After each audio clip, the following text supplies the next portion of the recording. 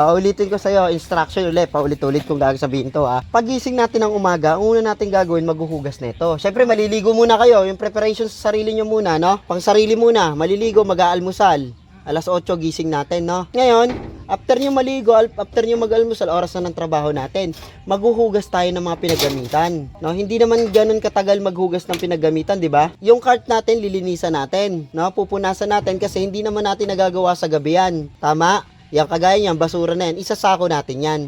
Huwag natin itatapon kung saan-saan, no? Makinig mabuti po ha, para hindi po tayo paulit-ulit. Yung plastic natin, pag magpe-prepare tayo ng mga gamit dito sa cart natin, ayan, tandaan mo to, ma'am, etong 7 ounce, ilan uli? 4. Yung 6 ounce, 3. Yung 8 ounce, isa.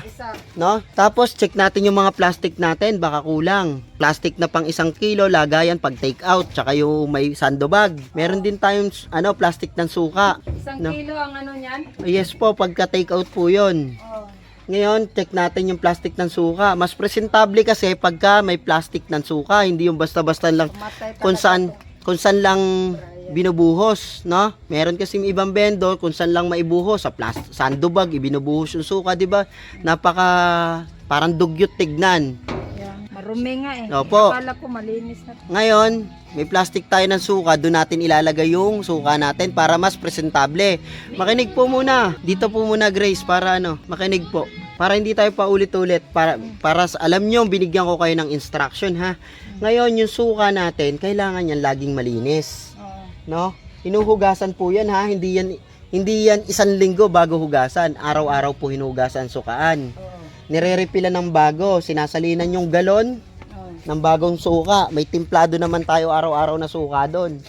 No? Ganito 'yun, no? 2 galon po yung ilalagay natin ha. Hindi po 1, hindi po 3. 2 galon po para sa take out natin. Yung tubig, 1. Yung tubig, 1 galon, para sa naman natin yun, mixture natin. Yung harina natin na dadalhin, depende kung ilang kilo yung karning dadalhin natin, no? Hihingin po natin yun dun sa production area, no? Hihingi po tayo dun sa kasamahan natin, sa akin, kung kinakailangan, kung ilan yung harinang kailangan. Make sure po, hindi kulang yung mga natin, gamit ha. Pangit naman po yung nasa pwesto na kayo, magchat-chat kayo, wala po akong battery dito, wala po akong sandok dito, wala po akong strainer dito. Dito pa lang po, check na natin yun, no? Check natin yung gasolina natin, yung tangke natin, baka wala ng laman. Opo. Yung tangke natin, double check natin, kailangan may reserba po tayo dala laging tangke. Pag wala na po yung reserba natin at naubos na po, chat nyo po kagad ako, magpapadeliver tayo dun sa pwesto. Wala man akong sa GC na lang. Sa GC po, lagi po akong naka-open mag-chat. doon. Yes, ma'am. O ngayon, may report po tayo. Oras-oras po yung report, hindi po kung kailan nyo lang gusto mag-report. Sabi kasi O ngayon po, wala na pong sabi-sabi. Ngayon po, lilinawin ko oras-oras. Bakit po oras-oras po yung pagre-report? Para ma-monitor namin kung magluto ba o hindi. yes, eksakto. Makita po namin yung display nyo kung maganda o hindi. Para po mismo masasabihan namin kayo hindi po maganda yung display nyo. Di ba? Para po maiayos nyo. Nasusunod ba yung tamang quantity ng per kilo natin o hindi? Kasama po yun dun sa report araw-araw. Oras-oras. Naiintindihan po?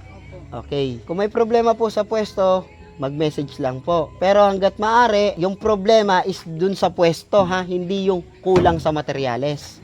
Pangit po yung, depende kung accident na talagang nagkulang talaga. Walang harina dito sa production area. Walang cups. Ngayon pinabiyahe kayo ng kulang talaga.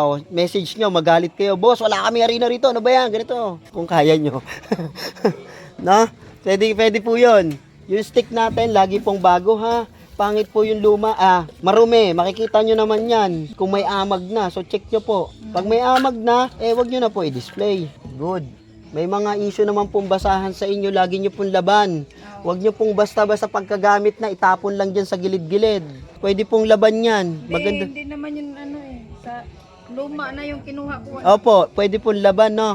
Huwag po basta tapon ng tapon, ha? Master, pakiasikaso muna. Yung basura na yon, isasako po. Ayun, oh. Isasako po yan para yung basura nyo, basurahan nyo, madala nyo. Kumuha po ng sako dun sa sa may kolong-kolong na yon. May mga sako po rin para maisako yan. Kailangan po, alas 9:30, naka-kompleto na po tayo ng gamit. Hindi naman po ganun katagal yung pagkompleto ng gamit, ma'am. No? saglit lang po yan. Basta po nasa tama yung, Saglit lang talaga. kumbaga nakapokus kayo. Tama po? Naintindihan po ba?